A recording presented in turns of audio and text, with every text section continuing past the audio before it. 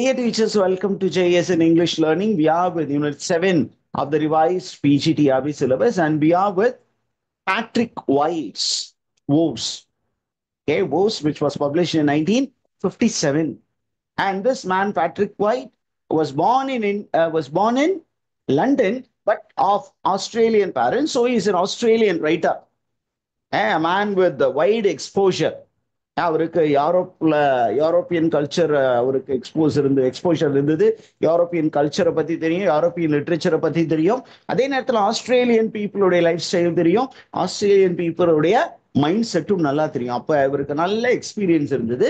With his writing, he impressed the world and he was awarded Nobel Prize. In the year? When was he awarded Nobel Prize? 1973. 1973. Am I right? This is very, very important. Now, in the novel Woes, what does Patrick White do? He explores the ambition of people. He explores the personal identity and he explores the colonial confrontation. A colonial confrontation means the conflict that exists between the colonizers and the colonized people. Okay, the westernized mind and the local people, அவங்க ரெண்டு பேத்துக்குள்ள இருக்கக்கூடிய அந்த tension அதை பத்தி இந்த நாவல்ல deal பண்ணியிருக்கிறார். இந்த நாவல்ல நம்ம ஹீரோ யாரு அப்படின்னா, it's a fictional character and the name of the character is Johann Ulrich Voss. Johann Ulrich Voss. And this character is based on a real historical character. And the real historical character who became a model for the fictional character Johann Ulrich Voss is Ludwig Leichhardt. Ludwig Leichhardt, he was a German explorer. What happened to this German explorer? He vanished during an expedition across Australia in the mid-19th century. இவர் உள்ள அந்த interior ஆஸ்திரேலியாவை explore பண்ண போனவர் காணா போயிட்டார். அப்ப அவர் ஒரு பெரிய எக்ஸ்ப்ளோரராக எல்லாருமே கருதுனாங்க. அதனால அவரு பேர்ல பெரிய மெமோரியல் ஒன்று நிறுவப்பட்டது. இந்த விஷயம் நம்மளுக்கு தெரிந்தது. அப்ப அதை வச்சு ஒரு நாவலை நம்மளால எழுதி விட்டுருக்கிறார், ஓஸ் அப்படிங்கிற ஒரு நாவல். Are you there with me, teachers? Did you understand? Did you understood that? Now coming to the publication, this novel was first published in 1957 and it was published in London.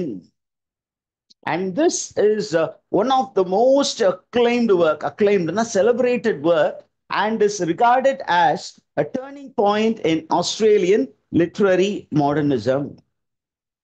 அதே நேரத்தில் இந்த நாவல் பார்த்தீங்கன்னா 1957ல it won Miles Franklin Award. Miles Franklin award அப்படிங்கிற ஒரு அவார்டை இந்த ஒர்க்குக்கு கொடுத்தாங்க.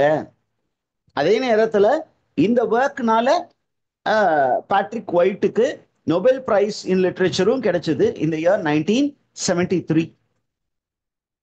ஓகேவா? And regarding the original historical character, explorer who disappeared while exploring the interior Australia was Ludwig Leichhardt. He disappeared in the year 1848. எந்த வருஷம் காணா போனாரா அந்த ஜெர்மன் எக்ஸ்ப்ளோரர்? 1848ல காணா போயிட்டார். சரி, நம்ம நாவலுடைய ஸ்ட்ரக்சர் என்ன மாதிரி இருக்கு அப்படின்னு கேட்டீங்கன்னா, there are two different narrative strand. நம்ம சிம்பிளா சொல்லணும்னா ரெண்டு ஸ்டோரி லைன் போயிட்டு இருக்கு. ஒரு ஸ்டோரி லைன் யாரை ஃபாலோ பண்ணுது அப்படின்னா, நம்ம ஹீரோ ஜோஹான் உல்ரிக் ஓஸ் அப்படிங்கிற அவரையும் அவரு கூட ஒரு 4 டீம்மேட்ஸ் போவாங்க. அவங்க எப்படி இந்த ஹார்ஷ் ஆஸ்திரேலியன் இன்டீரியர் லேண்டை எப்படி எக்ஸ்ப்ளோர் பண்ணாங்க, அப்போ அவங்களுக்கு நேர்ந்த விஷயங்கள் என்ன அப்படிங்கிறத ஃபோக்கஸ் பண்ணும். அப்போ ஃபுல் ஃபோக்கஸ் யார் மேல இருக்கும் அப்படின்னா, அந்த ஹீரோ உல்ரிக் ஓஸ் மேலதான் இருக்கும். அவர் எப்படி வந்து எப்படியாவது அந்த டீப் இன்டீரியர் ஸ்பேஸ்ல என்ன இருக்கு, அங்க இருக்கக்கூடிய மக்களுடைய வாழ்க்கை நிலை எப்படி இருக்கு, அவங்களுடைய கல்ச்சர் எப்படி இருக்கு அப்படிங்கிற தெரிஞ்சுக்கிட்டு வெளி உலகத்துக்கு கொண்டு வந்து சொல்லணும் அப்படின்னு ஒரு பெரிய கோலோட போயிட்டு இருக்கிறார். அந்த கோலுக்காக அவர் என்ன வேலையெல்லாம் செஞ்சாரு, எப்படி தங்க கூட வந்தவங்களை எல்லாம் கஷ்டப்படுத்தினாரு, அவரும் எப்படி கஷ்டப்பட்டாரு அப்படிங்கிறது ஒரு ஸ்டோரி லைன். இன்னொரு ஸ்டோரி லைன் பாத்தீங்கன்னா நமக்கு ஹீரோயின் ஃபோக்கஸ் பண்ணும். இந்த ஹீரோயின் வந்து சிட்னியில இருக்கக்கூடிய ஒரு காலனியில வசிக்கக்கூடியவங்க. அவங்க பேரு லாரா ட்ரெவிலின். இந்த Laura ட்ரெவிலின், though she is not an explorer, she is explorer within herself. இப்போ நீங்க பாத்தீங்கன்னா ஓஸ் அப்படிங்கிறவரு he embarks on a physical journey. ஆனா நம்ம Laura Trevelyan is embarking on a spiritual journey. So they are foil characters, opposite characters. Villain கிடையாது. They are not villainous. ஒருத்தர் இப்படின்னா அதற்கு நேர் எதிர் மாதிரி போல், ஆப்போசிட் போல்ஸ். இந்த ஆப்போசிட் போலா இருக்கிறவங்க எப்பொழுதுமே they get attracted. அவங்க எப்படி how they got attracted, என்ன நடந்துச்சு அப்படிங்கிறத நம்ம நரேஷன்ல பார்ப்போம். Is the information clear, teachers? அப்ப slowly when the novel begins you will find traces of realism. நல்ல ரியலிஸ்டிக் போர்ட்ரேயல் இருக்கும். போக போக இந்த நாவல்ல நிறைய மாடர்னிஸ்டிக் அப்ஸ்ட்ராக்ஷன் இருக்கும். ஏன் அப்படின்னு கேட்டீங்கன்னா நம்ம ஹீரோவும் ஹீரோயினும் ஃபர்ஸ்ட் ஒரே ஒரு தடவை தான் மீட் பண்ணுவாங்க. அந்த மீட்டிங்லயே அவங்க ரெண்டு பேருக்கும் ஒரு நல்ல அண்டர்ஸ்டாண்டிங் வரும். அந்த அண்டர்ஸ்டாண்டிங் அப்புறம் they separate. However, என்ன நடக்கும்?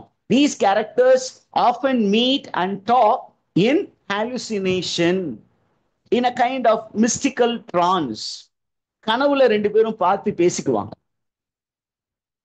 இது நம்மளால டைஜஸ்ட் பண்ணிக்கவே முடியாது. ஏன்னா ரியலிஸ்டிக் ரியலிசத்தை பழகுனவங்களுக்கு இந்த மாதிரி ட்ரீம்ல வந்து ஒரு ரெண்டு கேரக்டர்ஸ் வந்து உரையாடுவது, அவங்க ரெண்டு பேரும் தே ஆர் மைல்ஸ் அப்பார்ட். ஒருத்தங்க வீட்டிலே இருக்கிறாங்க, ஒருத்தர் காட்டுக்குள்ளார போயிட்டு இருக்கிறாரு. அவர் தூக்கத்துல அவள் வருவாள், அவனை பார்த்து சிரிப்பாள், அவனை பார்த்து அவனுக்கு ஆறுதல் சொல்வாள், அவளை இப்படி பண்ணுங்க இப்படி பண்ணாதீங்கன்னு சொல்லுவா. இது வந்து it is an example of abstraction. Is the information clear, teachers? And there is the final section of the novel is very interesting. என்ன அப்படின்னா Oz disappears while he is in an expedition. அந்த காட்டுக்குள்ளார அவர் வந்து அந்த ஆராய்ச்சியில ஈடுபடும் போது அந்த காட்டை வந்து எக்ஸ்ப்ளோர் பண்ணும்போது காணா போயிடுறாரு. போனதுக்கு அப்புறம் அவர் கூட டிராவல் பண்ண ரெண்டு அபாரிஜினல் கேரக்டர்ஸ் இருப்பாங்க. அவங்க வந்து they will take up the narration and they will speak about this man called Oz and how Oz is celebrated by the colonial rulers and subjects அப்படின்னா. Now coming to the narrative technique. The narrative technique point of view ரெண்டும் எப்பொழுதுமே overlap ஆகும். யாரு point of வியூல இருந்து story சொல்லப்படுகிறது, அந்த story telling is called narrative technique. இப்போ ரெண்டுமே சிம்பிள் தான். என்ன அப்படின்னா the point of view அப்படிங்கறத நம்ம அடுத்தது பார்ப்போம். First the story is narrated from third person omniscient point of view.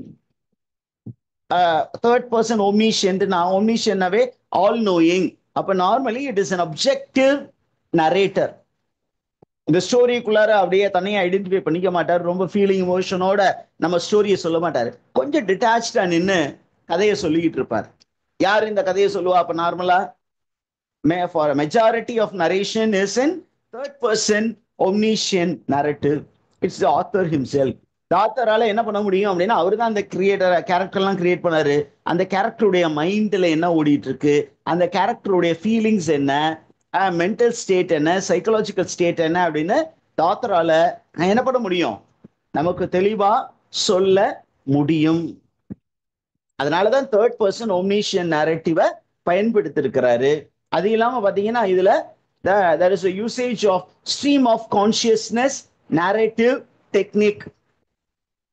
Stream of consciousness narrative technique என்ன teachers?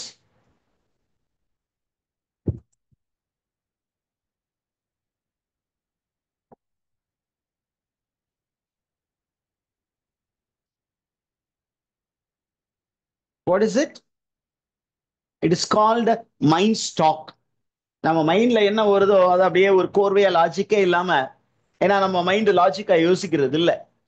இப்போ நீங்க என்கிட்ட கவனிச்சுக்கிட்டு இருக்கும்போதே பக்கத்துல வீட்டுல சாம்பார் அடுப்புல வச்சிருந்தது என்னாச்சு, ரசம் வச்சது நம்ம வீட்டுல வச்சோமே அது சாப்பிட்டாங்களா இல்லையான்னு தெரியலையே, இந்த பிள்ளை இந்த அந்த கதவுக்கு அங்கிட்டு போச்சே அது நல்லா இருக்குதா இல்ல அங்கிட்டு விழுந்துருச்சா அப்படின்னு யோசனை ஓடும். 1008 யோசனை ஓடும். வீட்டுக்காரர் வரும்போது ஏதாவது வாங்கிட்டு வருவாரா சாப்பிட்றதுக்கு, இல்ல நம்ம வந்ததுக்கு அப்புறம் தான் நம்மளை ஏதாவது குறிச்சு கொடுக்க சொல்லுவாரா அப்படின்னு 1008 யோசனை ஓடும் இல்லையா. That is call stream of consciousness. Allowing your mind to just come out with all thoughts. அது எல்லாத்தையும் அப்படியே ஃபைல் பண்றது. அது இல்லாம பாத்தீங்கன்னா you will have interior monologue. Interior மோனோலாக்னா உள்ள இருக்கக்கூடிய ஒரு கேரக்டருக்குள்ள நடக்கக்கூடிய கான்ஃபிளிக்ட், அது எல்லாமே அழகா ப்ரெசென்ட் பண்ணியிருக்கிறாரு. அது இல்லாம அந்த நாவல்ல பாத்தீங்கன்னா there is lot of symbolism and spiritual mysticism. Spiritual மிஸ்டிலிசம்னா அப்படியே வந்து நமக்கு பாத்தீங்கன்னா 2 கேரக்டர்ஸ் வந்து ஒரு ட்ரீம் லைக் சீக்வன்ஸ்ல 2 பேர் மீட் பண்றது, அவங்களுக்குள்ளார அந்த பேச்சுவார்த்தை நடத்துறது, இதை தான் நம்ம வந்து என்ன சொல்றோம்னா it's spiritual mysticism. Okay, are you there teachers? இப்போ நமக்கு வாட் டஸ் ஓஸ் ரெப்ரசன்ட் அப்படிங்கும்போது, ஓஸ் அப்படிங்கிற அந்த கேரக்டர் வந்து is highly ambitious, highly proud man.